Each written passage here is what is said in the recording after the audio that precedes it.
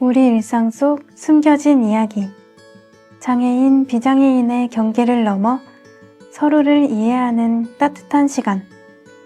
나만 몰랐던 이야기. 안녕하세요. 박지은입니다.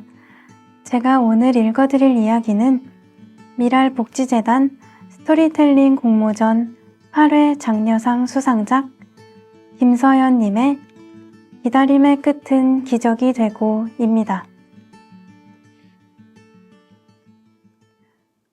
몇 달의 시간을 쏟아부은 석사 논문 첫 페이지에 나의 영원한 빛이자 그늘이 되어준 부모님을 떠올리며 나는 이렇게 썼다.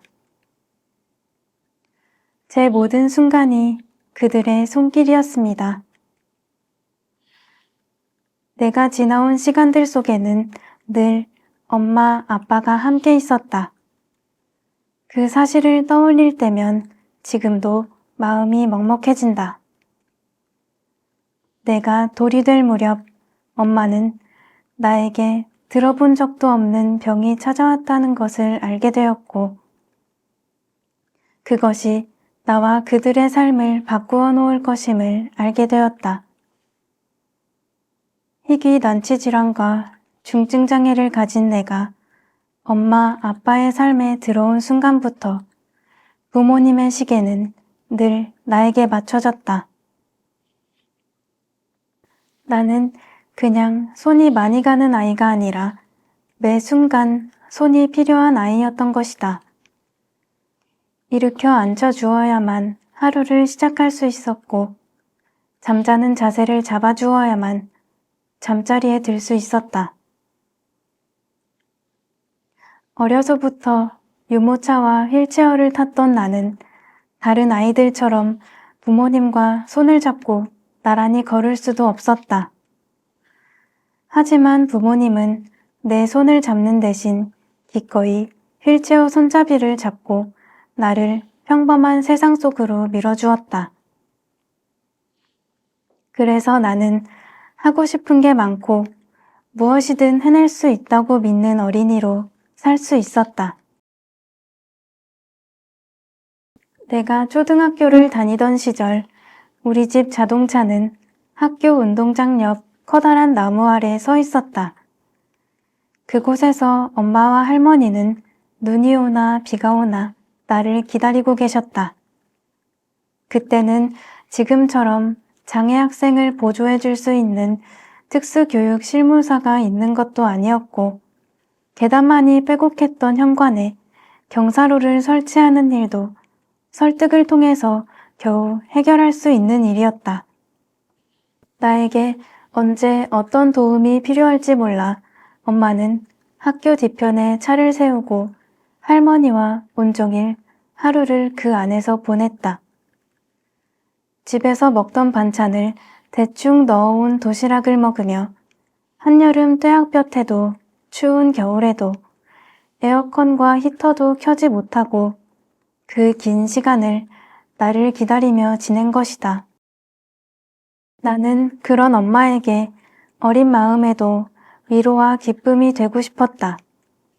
급식에 맛있어 보이는 음식이 나오면 먹고 싶은 것을 참고 친구들에게 그거 먹을 거야?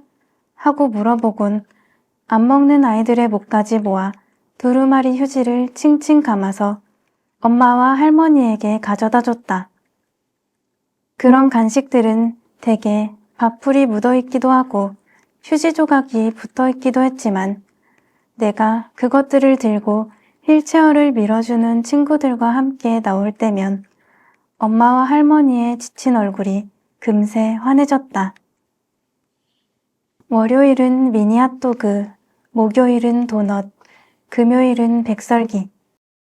그 얼굴을 보는 것이 좋아서 나는 졸업할 때까지 창피한 줄도 모르고 매일같이 간식을 가지고 나왔다. 어떤 날엔 간식 대신 상장을, 반장이 되었다는 임명장을 들고 나오기도 했는데 내가 세상에서 가장 자랑스러워하는 사람인 엄마가 양손뼉을 치며 좋아하는 모습을 보면 행복해지기도 했다. 너무 더웠던 한여름 뜨거운 차 안에서 땀을 뻘뻘 흘리며 지쳐 있다가도 작은 내가 받아온 상장 한 장이면 세상을 다 가진 것 같았다고 조금 자란 나에게 엄마가 말했었다. 5학년이 끝나고 6학년으로 올라가던 무렵 학급 문집에 부모님들의 편지가 실렸는데 그 시간들이 고스란히 담겨있는 엄마의 글에 한참을 울었던 기억이 난다. 서연이를 기다리며 보내는 시간 동안 엄마는 학교 하단에 어떤 꽃이 피는지, 운동장의 나무들은 어떨 때 제일 예쁜 빛깔을 띠며 빛나는지 알게 되었고, 그래서 또 행복했지.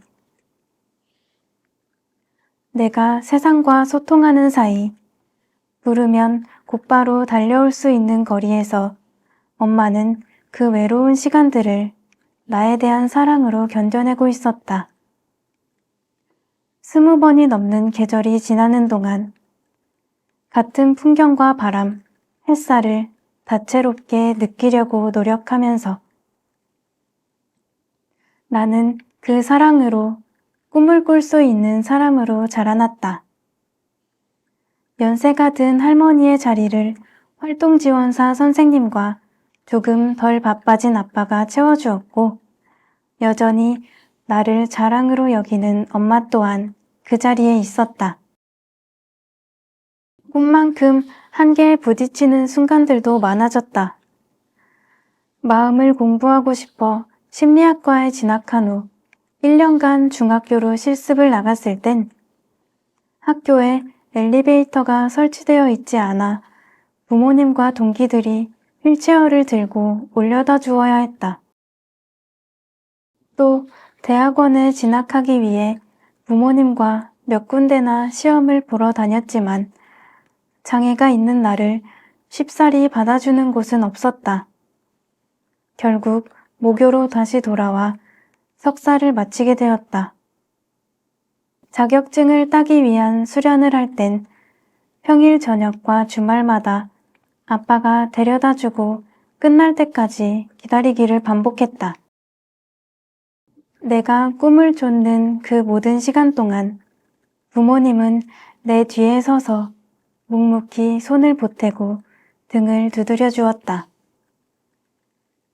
그 시간들을 넘어 나는 대학생이 되고 대학원생이 되고 마침내 직장인이 되었다. 그렇게 말없이 지지해주던 부모님이었지만 처음으로 우려 섞인 마음을 이야기했던 적이 있었다. 지금의 직장에서 합격 소식이 들려온 날이었다. 엄마의 얼굴에 기쁨이 아닌 심란함이 내비쳤다. 입사를 하기 위해서는 1주간 지방연수원에서 신입사원 연수를 받아야 하는데 더 이상 엄마 혼자 나를 옮기기 힘들어 지금까지와는 비교도 되지 않을 만큼 막막한 큰일로 다가왔기 때문이다. 회사에서도 중증장애인 직원이 입사하는 것이 처음이었고 부모님의 보조가 꼭 필요해 동행한다고 하자 당황한 기색이 역력했다. 며칠을 포기해야 할까 고민하다 아빠가 그래도 해보자며 묘안을 냈다. 아빠가 나를 데리고 먼저 연수원으로 내려가서 이틀을 보내고 엄마가 활동지원사 선생님과 따로 내려와 이틀을 보낸 뒤 마지막 날 다시 아빠가 내려와 나를 데리고 올라가자는 것이었다. 결국 회사에 양해를 구하고 모두의 힘을 합쳐 무사히 연수를 마칠 수 있었다. 그 시간 동안 엄마와 활동지원사 선생님은 한여름에 연수원을 산책하다 마음씨 좋은 관리 직원을 만나 자두를 따보기도 하고 아빠는 연수원 카페에서 틈틈이 일을 하며 사장님과 담소를 나누다 친해지기도 했다. 회사 선배님들도 고생 많으시다, 대단하시다라며 한마디씩 인사를 건네주셨다. 나는 벌써 어엿한 5년차 직장인이 되었다. 그리고 여전히 10분 거리의 출근길을 아빠가, 퇴근길을 엄마가 함께 해주신다. 회사에서만큼은 장애가 없는 다른 사람들처럼 보통의 삶을 사는 느낌이 든다. 책상 위에서 컴퓨터로 작업을 하는 일이나 헤드셋을 쓰고 전화로 응대하는 일, 그리고 동료들과 협업하고 어울리는 것 모두 이젠 꽤 익숙하고 편안한 것이 되었다. 나 정도의 중증 장애를 가지거나 나와 같은 병을 가진 친구들은 주로 출퇴근이나 외출 준비 같은 물리적 한계 때문에 대부분 재택근무를 선택한다. 그렇기에 내가 제법 긴 시간 동안 회사에서 근무할 수 있었던 것은 어쩌면 이례적인 일일지도 모른다. 누군가는 평범한 사람들과 발맞추어 살아가는 나의 일상을 보고 기적이라 부르겠지만 결국 그 기적은 부모님의 셀 수 없는 기다림이 만들어낸 것임을 나는 안다. 당연하지 않은 그 시간과 사랑이 나의 삶을 기적으로 이끌었다. 만약 나의 삶을 기적이라 부를 수 있다면 나에게는 기적이 사랑의 다른 이름일 것이다. 내 모든 순간이 그들의 사랑이었음을 오래오래 잊지 않으며 살아가고 싶다.